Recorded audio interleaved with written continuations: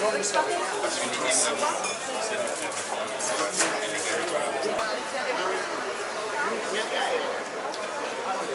ça passe? Ça va bien?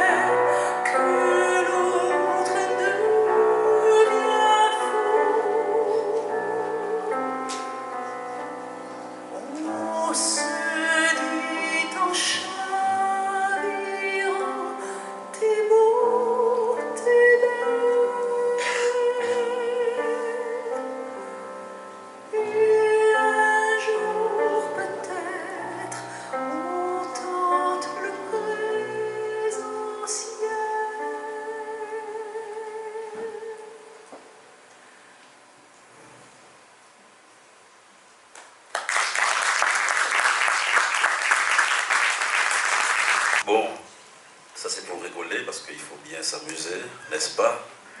Et nous sommes là pour un embarquement immédiat, un voyage intranquille.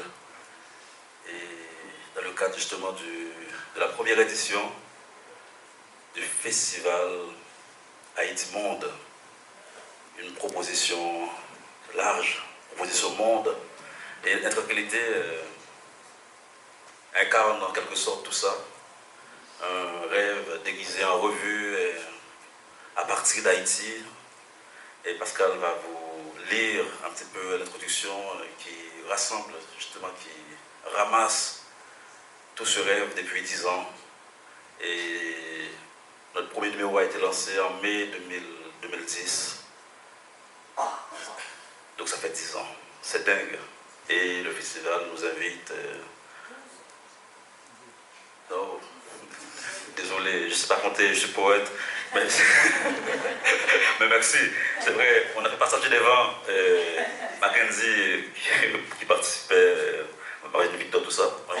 C'est vrai que Passage des Vents est à l'origine de tout ça, c'est en 2010, mais la revue a été lancée, créée en mai 2012. Donc 2012-2022, voilà, ça fait 10 ans. Donc du coup là, on va essayer de faire une proposition qui tient compte des différents numéros. Donc c'est vraiment improbable et on va faire avec, c'est fragile.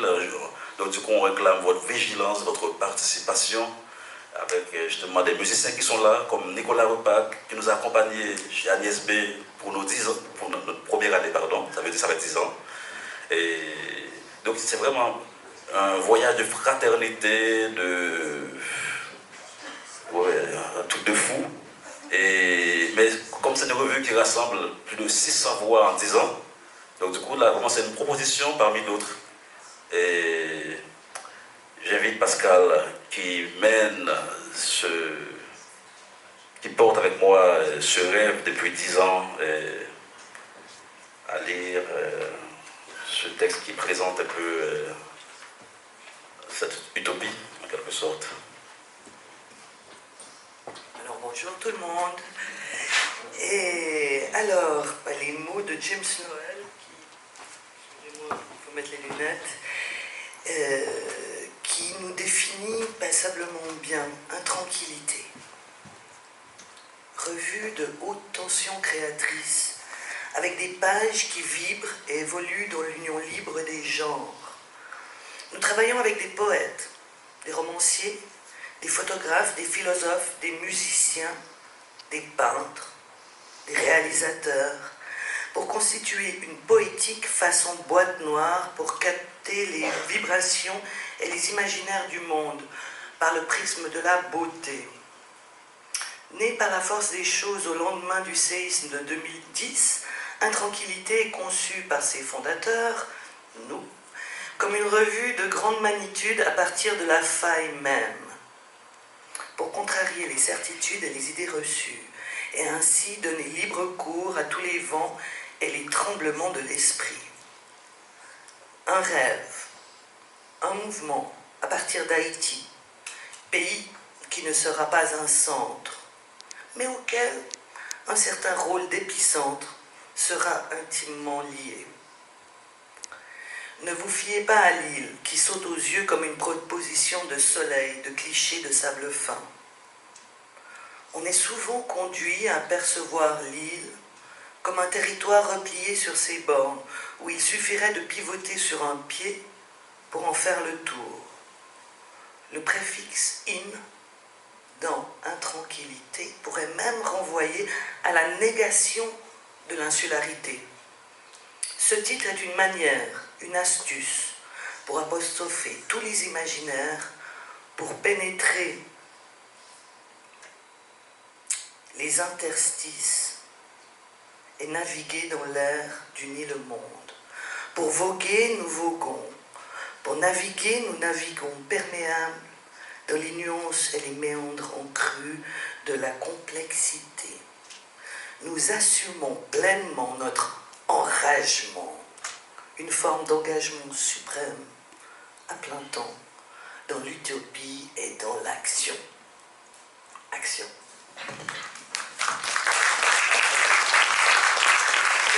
il y a 10 ans, on démarrait notre premier numéro avec comme personnage qui se trouvait à l'épicentre, Jacques-Stéphane Alexis. C'était à l'occasion des 90 ans de sa naissance. Et cette année, c'est les 90 ans de sa mort. Je crois. Hein? En fait, mais c'est sûr, ça c'est sûr, les 90 ans de sa mort. Mais on avait démarré, on avait fêté, on avait anticipé justement pour voilà, opter pour les 90 ans de sa naissance il y a 10 ans. Le premier numéro a démarré justement avec cette figure emblématique des Haïtiennes. Voyage ou embarquement immédiat, les amis. Je n'aurai pas beaucoup de temps, hélas, pour continuer du lointain où je me trouve mon imprescriptible tâche paternelle.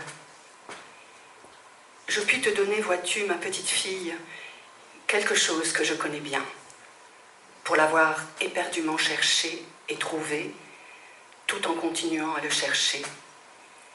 C'est le sens de la pureté du cœur, de l'amour de la vie, de la chaleur des hommes. Oui, j'ai toujours abordé la vie avec un cœur pur. C'est simple, vois-tu, Florence. Et surtout, n'oublie jamais qu'un être humain, ce n'est pas seulement des bras, des jambes et des mains, c'est avant tout une intelligence. Je ne voudrais pas que tu laisses dormir ton intelligence. Quand on laisse dormir son intelligence, elle se rouille comme un clou, et puis on est méchant sans le savoir.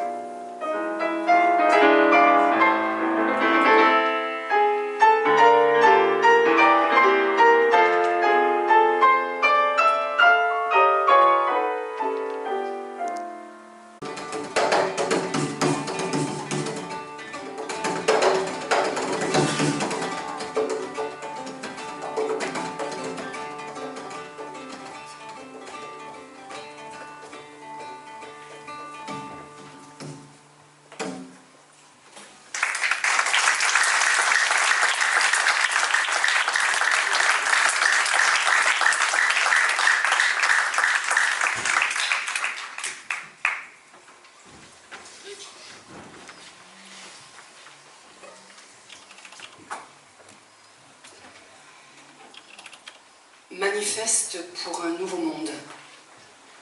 Nous, qui d'un bout à l'autre de la nuit faisons battre nos cœurs à un rythme mutant, nous rongeons notre peau dans l'espoir d'en sortir. Il est temps d'enrayer la mécanique de nos pensées, en douce, tracer une route insolite à travers nos chairs malades à force d'exposition, intrusion, injonction. Devenir les assassins.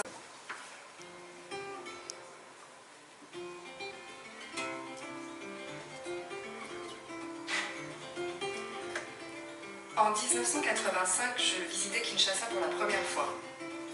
Très vite, je fis partie d'une joyeuse bande d'amis autour de François Bélorget, l'animateur du Centre culturel français. Élevé au Sénégal, François avait appris le sens du partage. La porte de son bureau était toujours ouverte. Et à longueur de journée, on assistait à un va-et-vient de peintres, de sculpteurs, d'écrivains et de chanteurs zaïrois. Le soir, on faisait des sorties dans le quartier Matongué, où l'on mangeait du poulet grillé au pili-pili, emballé dans du papier brun. Après quoi, on allait écouter le grand chanteur franco, Pépé Calais, ou bien encore Emenaya et son orchestre Victoria Ellison. C'est au cours d'une de ces soirées qu'un ami zaïrois sortit sa tête assis à l'arrière de la voiture de François par la fenêtre. Il ferma les yeux et il se laissa caresser le visage par le vent en s'exclamant « Ah, maintenant je sais ce que c'est d'être le chien d'un blanc ». Cette phrase n'allait pas seulement droit à mon cœur, elle m'emmenait aussi droit au sien. En parcourant le pays les mois suivants, j'allais souvent entendre des remarques qui témoignaient d'une compréhension aiguë de l'inégalité, mais aussi d'un humour intelligent, de la dérision au fin fond du pétrin. Elles poussaient partout, ces fleurs de la révolte et de l'ironie, dans la capitale, mais aussi en brousse. Elles vous giflent la figure au moment où vous y attendez le moins. Elles vous caressent les joues. Elles vous assurent qu'un jour, les choses seront bien différentes.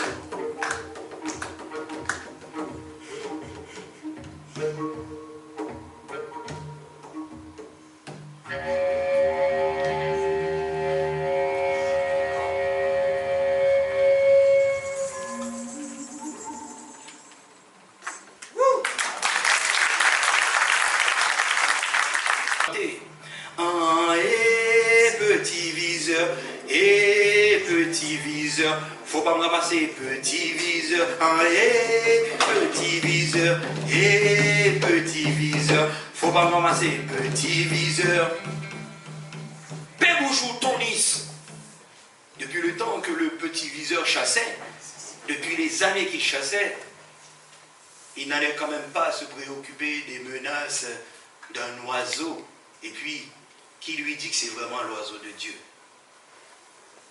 Alors, il ramassa l'oiseau, qu'il plongea dans son alfort.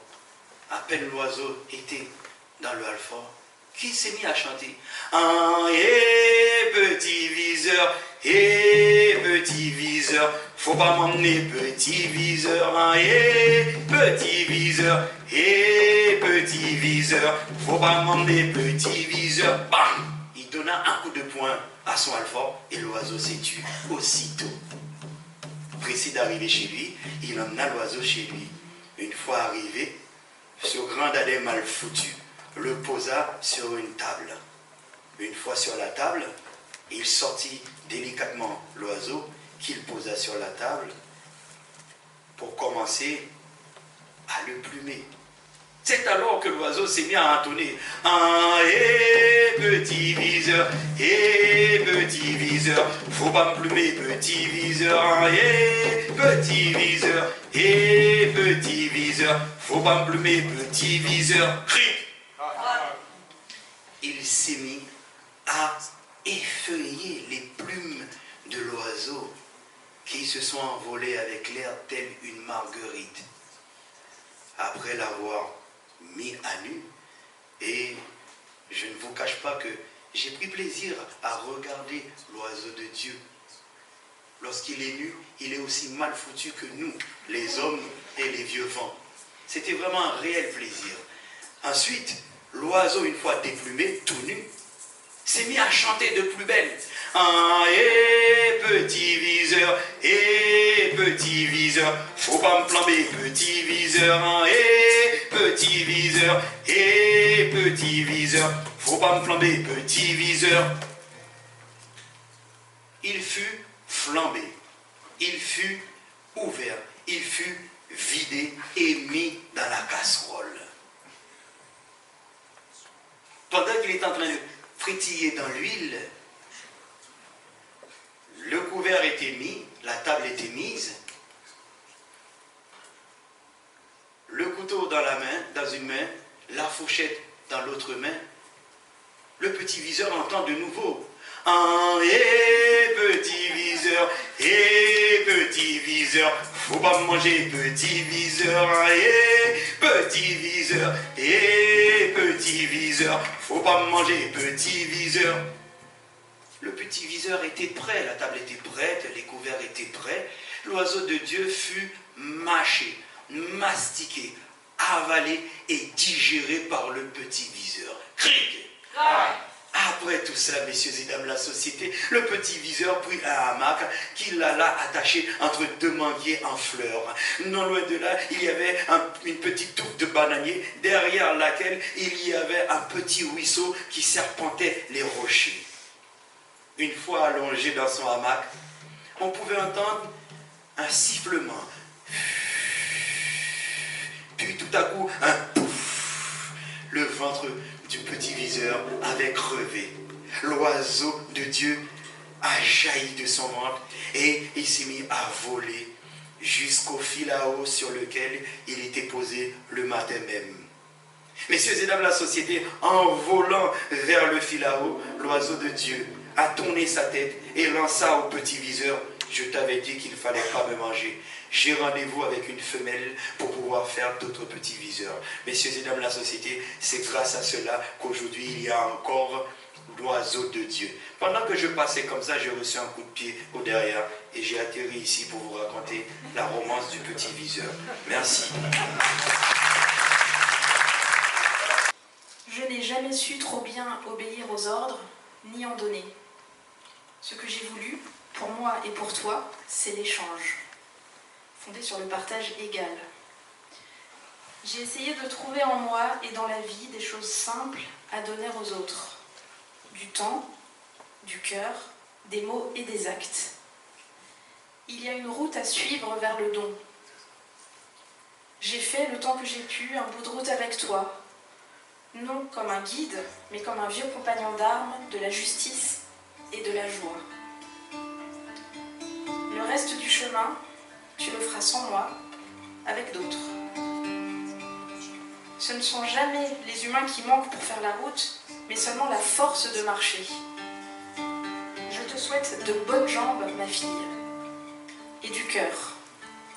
N'oublie jamais le cœur, c'est l'instrument suprême.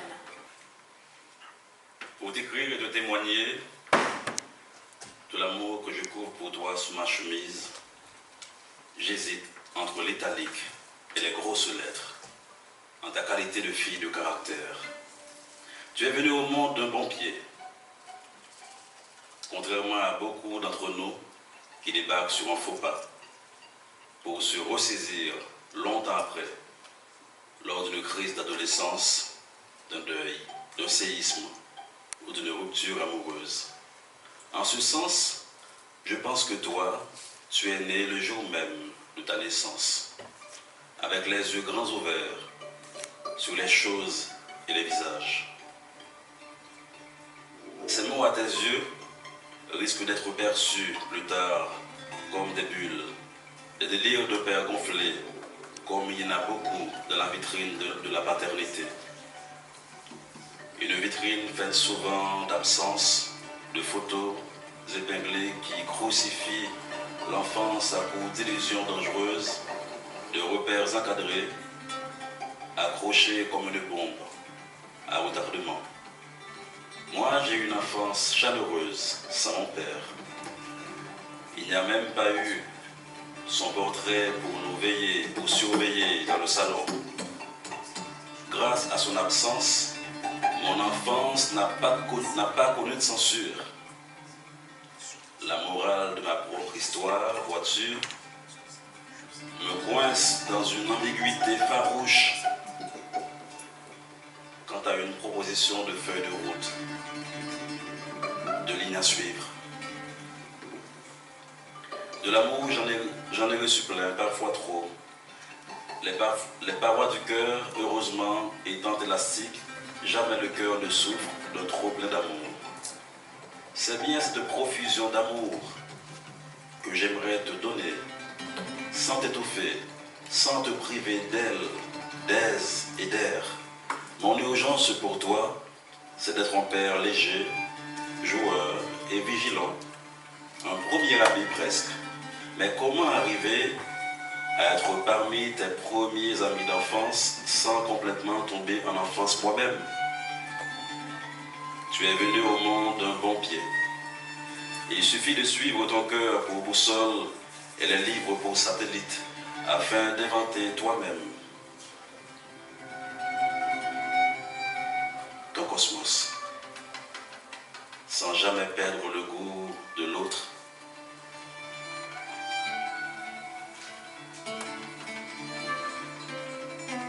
Et la voix qui parle en toi,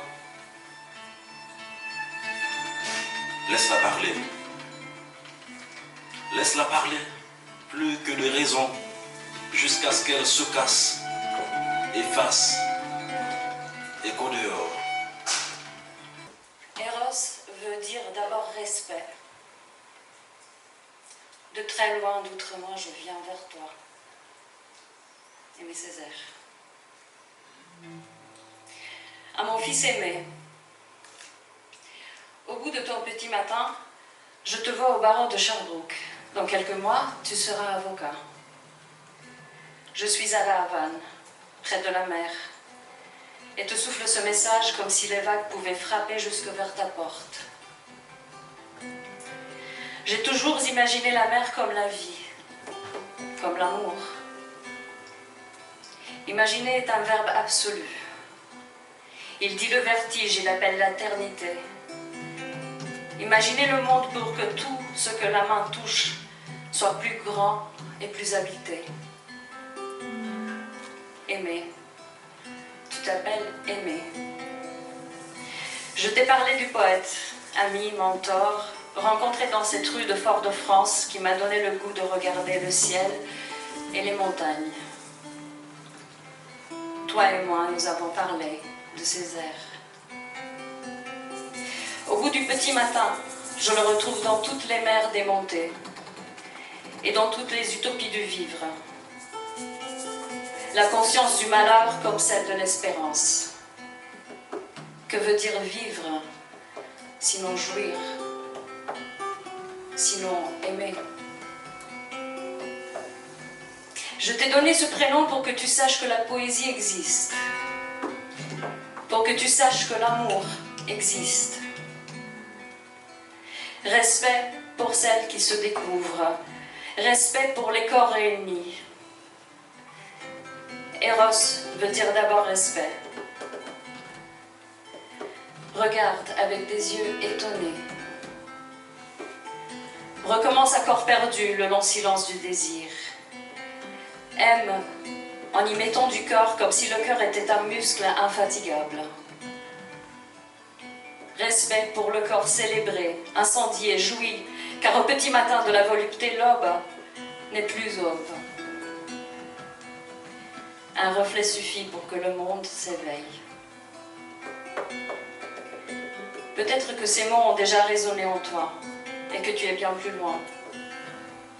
Pardonne ce discours paternel, pour le moins bienveillant. C'est rien que pour se parler.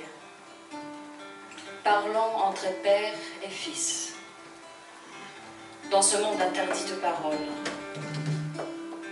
Tu diras à tes amis, fringants, conquérants, tumultueux, que seul le cœur fait la différence.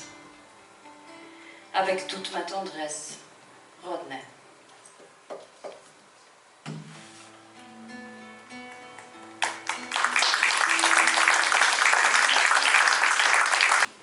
Chers cadavres, d'ici et d'ailleurs, vous qui n'êtes pas tombés du ciel et dont le temps ne peut plus être compté, êtes-vous vraiment dans la vérité et nous dans le mensonge? J'ai longtemps puisé dans vos silences, vos doutes, vos cris contre les frontières malsaines de l'esprit, la rue humaine. Vous tournerez en boucle pour la gloire de l'actualité, de jeux de miroir en mirages officiels et les phrases boueuses ou patauges des postures, vos puanteurs, vos spectres valsent dans le refrain des villes. Fleurs fidèles à la trajectoire du sang, un sang bleu qui pourrit les veines. Et des larmes ancestrales en bout des portes marines, ouvertes sur la nuit, les printemps sans issue, des soifs coincées dans la flamme des rejets. Chers cadavres, vous sautez aux yeux comme si vous étiez plus vivants que nous, la mémoire étant un raccourci vers le bar d'en face. Je suis venu vous dire que je vous pleure en silence, de peur que, sur vous, mes larmes aient une longueur d'avance et vous promettre de toujours vous écrire du lieu de l'ivresse, de l'amour, de la révolte.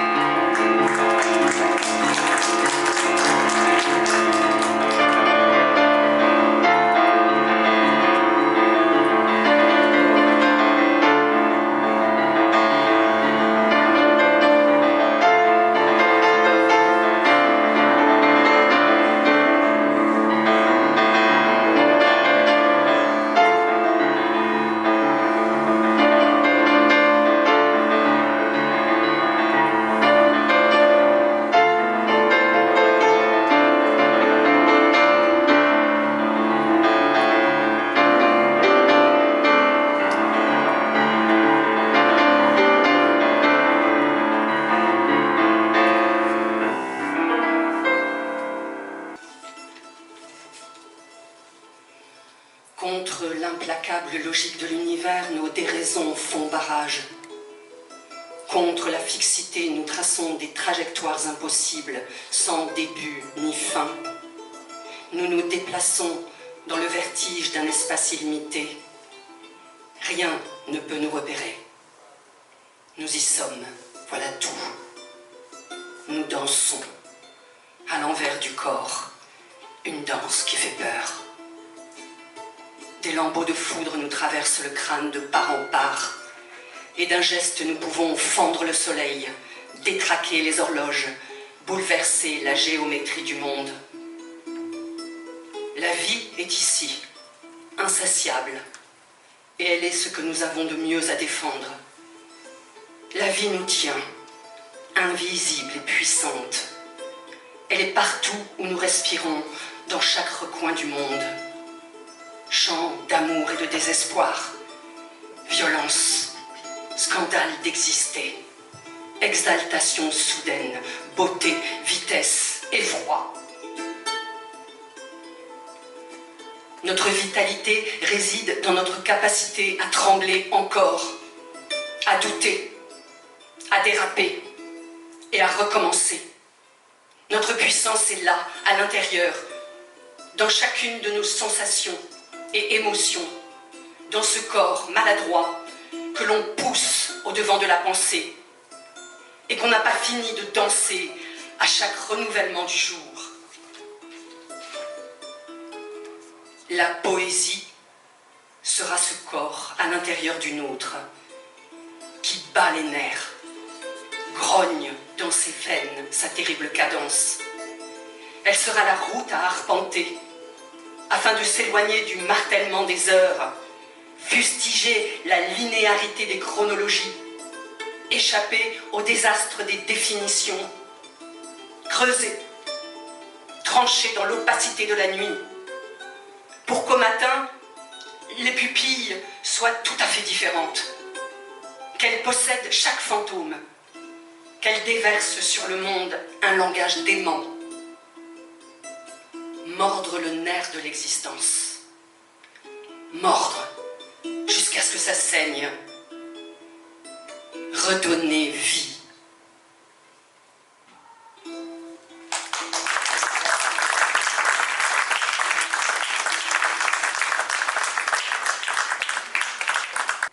Je t'aime, toi ma prostituée au cul public et commercial.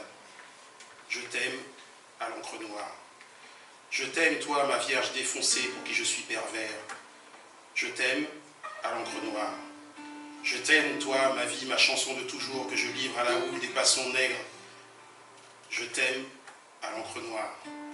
À l'encre noire, je veux retracer ton passé à l'horizon des îles pour des éclaircies d'espoir et pour saluer ce jour nouveau qui pointe à la coque de l'horizon en ovules de sang. Je t'aime à l'encre noire, Haïti, au cul public et commercial.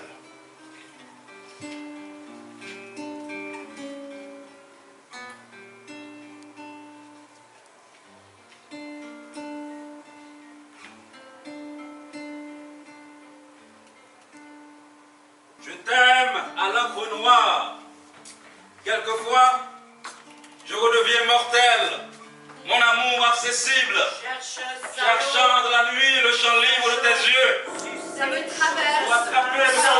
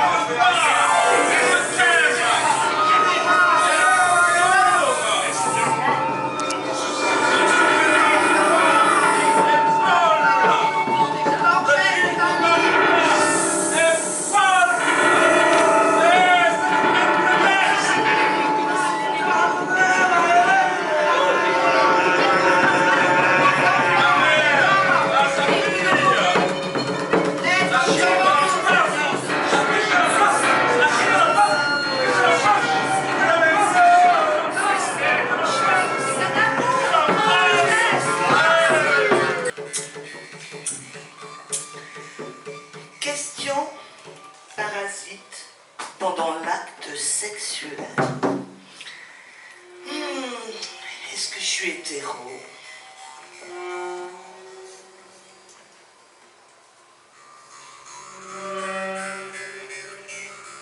Est-ce que les voisins entendent? Est-ce que je suis un bon coup? Ça me gratte. Mais qu'est-ce qu'il fait? Est-ce que je fais trop de bruit? Est-ce que j'ai grossi? C'est la dernière fois. Est-ce que j'ai bien mis les bières au frigo? Est-ce que mes poils dérangent?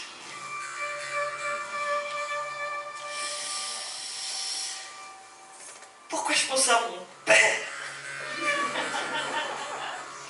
Pourquoi je pense à ma mère? Il a fini? Ou pas?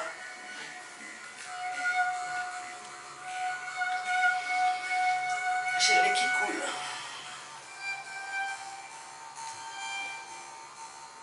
Est-ce qu'il attend que je jouisse?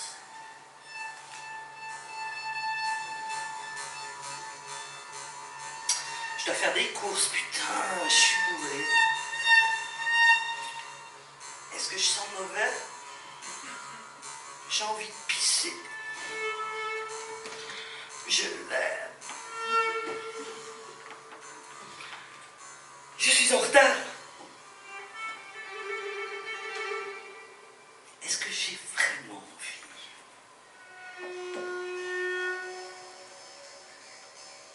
Comment elle s'appelle?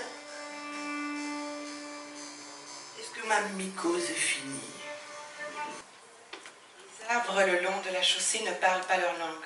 Les mots de leur mère ne courent pas ces rues, ne lisent pas les intentions du vent à la lueur des réverbères. Leur alphabet qui a enjambé les frontières ne sait plus écrire. Ses accents rêchent, râpent la peau des passants.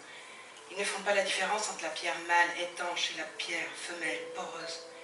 Prennent la feuille détachée de l'arbre pour un moineau, une colline au loin pour un cheval figé dans son élan. Comment les raisonner sans bousculer l'ordre tribal de leur parler et leur faire admettre que ce qu'ils prennent pour écriture ne sont que pierres écroulées d'une haie, entassement de silence dû à l'éloignement. Comment pleurer dans une langue qui n'est pas la sienne? Bâillonner les poèmes. On n'écrit pas.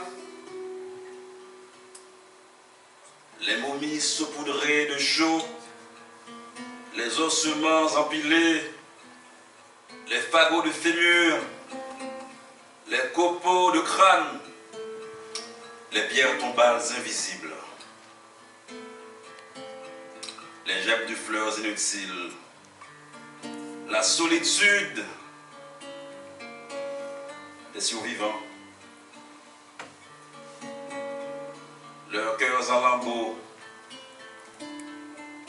emmurés de cauchemars impossibles à guérir. Bâillonner les poèmes, ceux qui se regardent écrire, avec leurs effets de manche, leurs figures de style, leurs rimes plates, leur lyrisme et leurs pieds à compter du bout des doigts. Qu'ils se taisent. Qu'ils se taisent. Qu'ils se taisent. Afin qu'il ne reste qu'un silence de mots.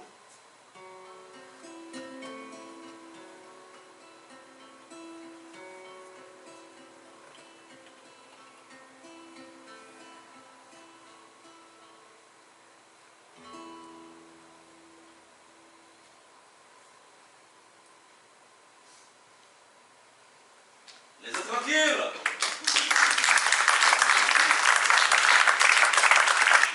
Il manque oui, il manque plusieurs complices. Et ça craint. Bon, on va continuer quand même. On va commencer par notre fil rouge et traverser. C'est traverser, j'ai pas le droit de dire, ouais. Oh, et Céline Nanini, qui est parmi les premières recrues. Finalement, bon, t'as pas vieilli, mais ça fait longtemps, hein, Céline. À vous. Ah, ben, Jude est là, il faut encore applaudir, c'est pas là.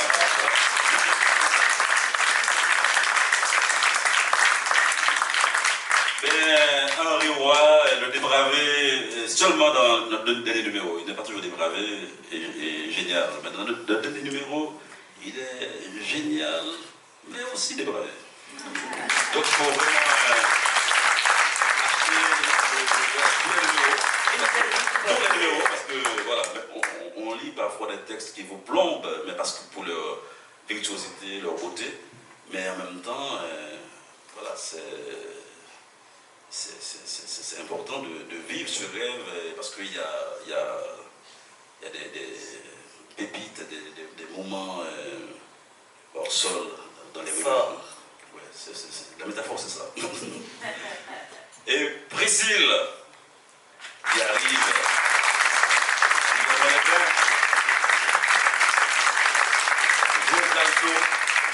extraordinaire, et qui vient de sortir son dernier album, Les Éléments. J'adore cette titre, Les Éléments.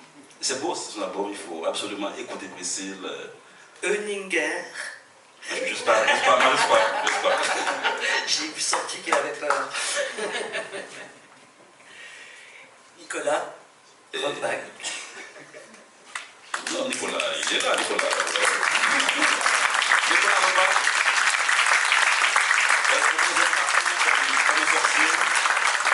Musicien, chanteur, en fait multi-instrumentiste. Et puis nous avons eu cet honneur vraiment de l'avoir avec nous dès les premières rencontres à Saint-Malo, dans le voyageur, à Paris. Donc, du coup, comme Céline, pas trop vieillie, pas vieillie du tout, mais ça fait déjà 10 ans. Célimène Daudet, que je vous demande encore d'applaudir. Il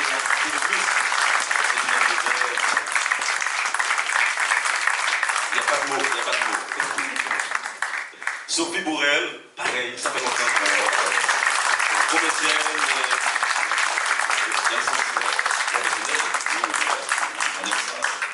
et qui fait beaucoup de choses et qui a beaucoup porté les mots des doigts glissants et puis la chance aussi pour nous, des mots intranquilles. Et puis Pascal, parce que c'est le moment important, parce que tous les textes qui ont été lus, et c'est le clou du spectacle, faites attention. Claude Saturne, qui est Claude Saturne, on va dire ce soir notre planète tambour. Saturne, notre planète tambour. Claude Saturne. Oui, alors là, je vais vous dire un peu les noms de tous les auteurs que nous avons lus dans l'ordre. Peut-être. Jacques-Stéphane Alexis, dont c'est le 100e anniversaire, il aurait eu 100 ans cette année. James Noël, Lionel Trouillot, Rodney Saint-Éloi, Mackenzie Orsel, Liève Joris, Sarah Bourg, Michel Vézina, Eliphène Jean, Julien Delmer, Léa Catoni, c'est le texte que j'ai lu, Vénus Kurigata et Gaël Faye pour finir. Voilà.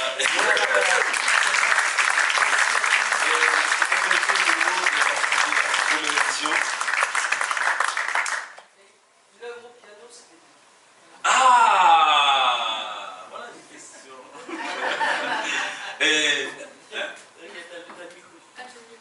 Alors, il y avait deux compositeurs haïtiens. Le premier, Ludovic Lamotte. Ensuite, Justin Elie. Et le troisième morceau que j'ai joué, c'était à nouveau Ludovic Lamotte. Et puis au tout début, on a eu Édouard Perlet qui m'a accompagné ce matin pour le Brexit. Et il était accompagné de Valérie, la chanteuse inqualifiable.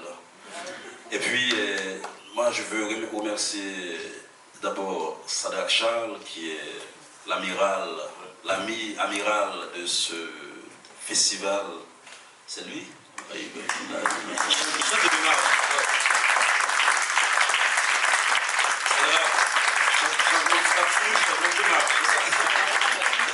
Sadrak et sa belle équipe, Sadrak, quand même, c'est grâce à ce jeune homme. Élégant et présent, qui est entouré. Sadrak, c'est une île entourée de femmes. Ah oui, oui, donc du coup, c'est grâce à toi qu'on. Mais pourquoi tu as fait ce si beau crime? Eh ben, parce que justement, vous êtes trop beau et belle. Donc, en fait, et surtout, en fait, on va dire que et James et toute cette équipe, ce sont mes complices, en fait. Je ne suis pas le seul. Donc, merci les Intranquilles, merci à la revue Intranquillité, vraiment. Et donc, je rappelle que notre invité d'honneur pour cette première édition, c'est la revue Intranquillité qui fête ses 10 ans, mais un peu avant 12 ans. J'ai cru entendre 12 ans. Donc, merci infiniment, merci James Noël. Donc, notre invité d'honneur avec Intranquillité, merci Pascal Monet, donc, qui porte ce projet. Donc, avec James Noël, notre invité d'honneur, et merci à tous les artistes, tous musiciens, diseuses. Merci à tous ceux qui ont fait le déplacement. Les techniciens, justement, je n'allais pas les oublier. J'ai envie de dire que c'était un spectacle à couper le souffle. Vous êtes vivant. Ça n'a pas marché. Merci beaucoup. Donc, surtout à vous, cher public, qui avez été là pour assister à ce...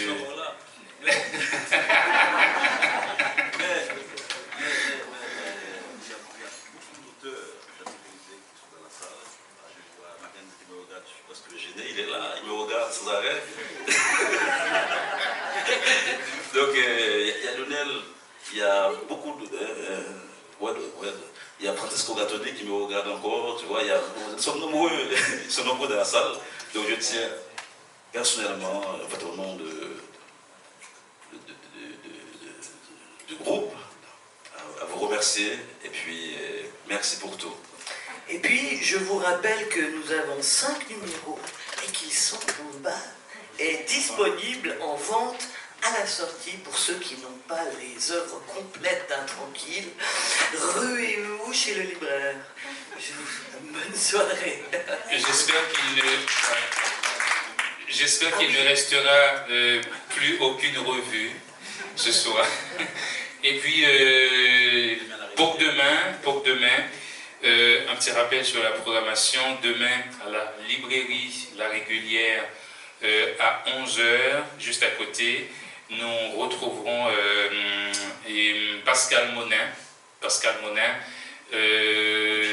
Yves Chemla et Iliana Vagalo et Léo Manteau pour une très belle rencontre autour de la revue Intranquillité. Donc là, vous pourrez poser toutes vos questions. Toutes. Voilà. Je ne sais pas si j'y réponds. Voilà, et aucune concession, pas de concession, rien du tout. Toutes les questions que vous voudriez poser. Donc, justement, ça sera demain. Et puis, en même temps, donc, il y aura un formidable brunch musical demain avec 3 formidables musiciens, Bob Bovano, Thiago Théodat et Claude Saturne, qui sera encore avec nous demain pour ce brunch musical à partir de... Donc, ça commence la bouffe haïtienne. Donc, justement, ça sera de la bonne bouffe haïtienne. Donc, du coup, oui. Donc, pour ceux qui connaissent la bouffe haïtienne, donc, il y aura un brunch demain. Ça sera de la bouffe haïtienne. Venez manger tout. Et ceux qui donc, veulent voilà. la nourriture. Justement, c'est ça. Et puis, il y aura une formidable table ronde demain, à partir de 16h, autour de la thématique Dire Haïti, dire le monde. Et on clôturera la soirée, le dernier jour du festival, avec un très beau spectacle à la librairie Le Pied à Terre. Donc, et ensuite, après, on ira au restaurant, dans un formidable restaurant haïtien, ça s'appelle le Paradis Tropical, pour terminer la soirée. Là, voilà, on ne répondra plus de nos actions. Merci encore et bonne soirée à vous toutes et à vous tous. Merci.